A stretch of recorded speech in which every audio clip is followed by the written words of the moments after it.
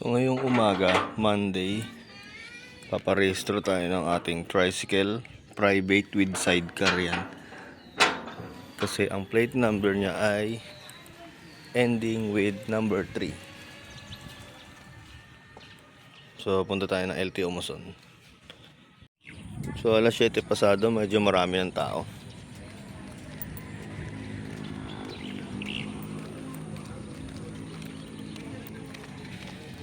Okay, TPL insurance with personal insurance, 820 pesos. Ang isasubmit mo lang ay Xerox ng ORCR.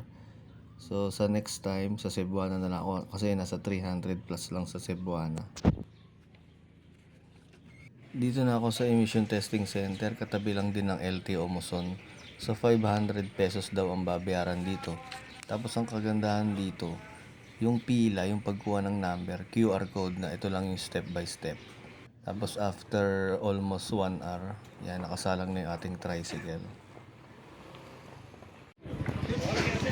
Emission 500 lang. Yan. Punta na tayo sa LTO office.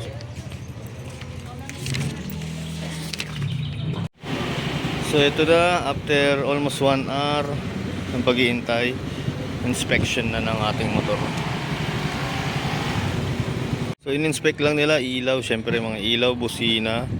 Tapos wala naman silang pakialam dito kung nakakonect man to o hindi yung sa sidecar. Basta importante yung nasa likod.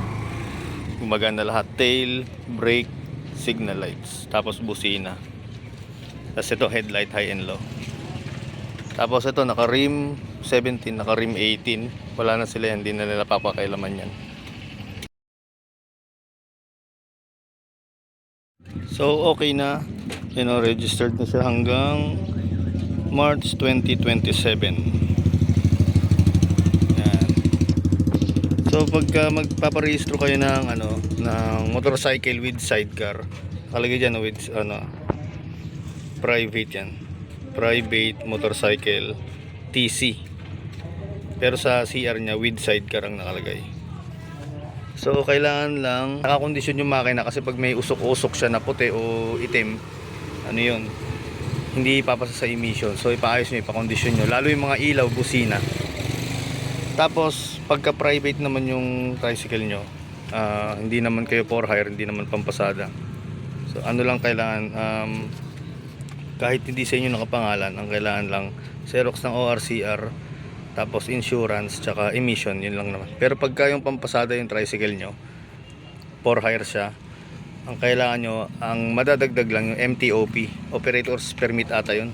Ewan ko ba sa MTOP yung sinasabi pagka pampasada. Pero ito, since na private with sidecar, okay lang, no need na ng MTOP. So okay, tapos na tayo ngayon. Alas 7 pasado ako nakarating, so alas 11 na ngayon. 4 hours din. Ganun pa siya katagal. So ito, makakabiyahe na tayo ng tuloy-tuloy. At na. Bale ito, kaya ko tinutupi, hindi sa akin nakapangalan to. Hindi ko pa napalipat hindi ko pa napatransfer of ownership. Pero ayusin ko rin balang araw. At ito pala ang lahat ng nagastos ko sa pagre-renew ng rehistro. Yan, so may idea na kayo kung magkano ang dadalhin yung pera.